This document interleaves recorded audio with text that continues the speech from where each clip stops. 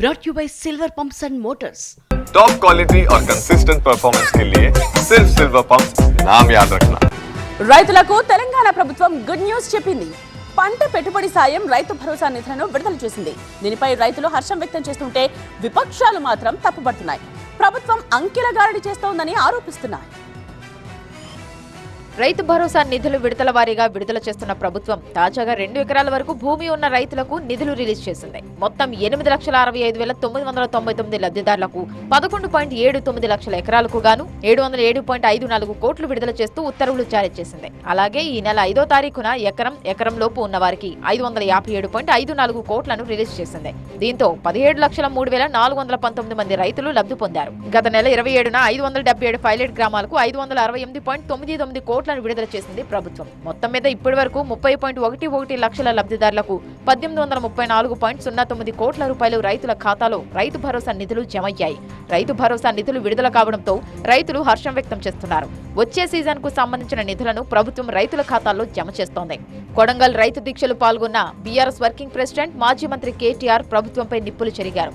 రైతు భరోసా, రైతు రుణమాఫీపై ప్రభుత్వం చెప్తున్న లెక్కలు అంకెల గారడి అంటూ తప్పుబట్టారు. సీఎం రేవంత్ రెడ్డికి కేటీఆర్ సవాల్ విసిరారు. రేవంత్ కి దమ్ముంటే ఎమ్మెల్యే పదవికి రాజీనామా చేసి కొడంగల్లో ఎన్నికలకు రావాలన్నారు. ఉప ఎన్నికల్లో బీఆర్ఎస్ కు 50,000 మెజార్టీ కంటే ఒక్క ఓటు తగ్గినా రాజకీయ సన్యాసం తీసుకుంటా అంటూ సవాల్ విసిరారు కేటీఆర్. నేను 18,000 కోట్లు ఇచ్చేసినా అయిపోయింది రుణమాఫీ అని. అవతలనేమో బట్టి విక్రమార్క గారు ఉప ముఖ్యమంత్రి గారు సావు కబురు సల్లగా చెప్పిండు. 18,000 కోట్లు ఎక్కడి, మనం ఇప్పటిదాకా 10-11,000 కోట్లు కూడా వేయలే అని బ్యాంకులకు చెప్పిండు.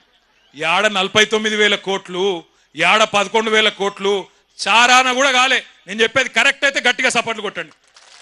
కరెక్ట్ అయితేనే, అవద్దని చెప్పొద్దు. మనం కరెక్టేనా? కేటీఆర్ వ్యాఖ్యలను తిరిగి ఎమ్మెల్యే తిప్పికొట్టారు.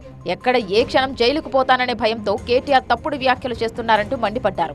కేటీఆర్ కి రేవంత్ అవసరం లేదు, తానొక్కడనే చాలు అంటున్నారు. కొడంగల్లో ఒక్క జడ్పీటీసీ, ఎంపీటీసీ గెలుచుకో చాలు అంటూ సవాల్ విసిరారు రామ్మోహన్ రెడ్డి. ఒక్కొక్క నియోజకవర్గానికి 350 కోట్ల రూపాయల వరకు కూడా వచ్చినాయి.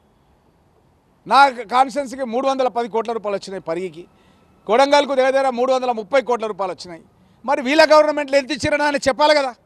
వీళ్ళ గవర్నమెంట్లో కొడంగల్ కాన్స్టిట్యున్సీకి ఎంత రుణమాఫీ చేసిరని చెప్పాలన్నా వద్దా? అది చెప్పడు. రైతు భరోసా డబ్బులు జమ కాని రైతులు సంబంధిత ఏఈఓ లేదా ఏఓను సంప్రదించాలని సూచిస్తున్నారు అధికారులు. విడతల వారీగా మార్చి 31 వరకు అర్హులైన రైతులందరికీ ఖాతాల్లో డబ్బులు జమ చేస్తామని ఇప్పటికే ప్రభుత్వం స్పష్టం చేసింది.